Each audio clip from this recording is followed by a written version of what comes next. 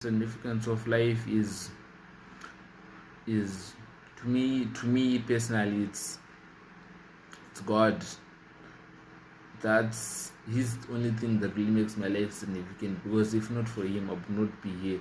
And though I know that most people don't believe in God, but I'm not saying the life loses significance because they don't have God. But the thing is, God is the significance of life, because He's the one who gave life.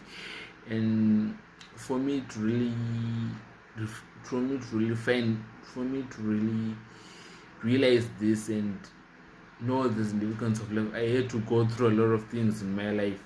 Depression. I actually had to research about many other people who went through the same thing like I did, and listen to a lot of music, namely Juice WRLD, XX Tentacion. If you know these people, you know what they went through and what the sort of music that they created.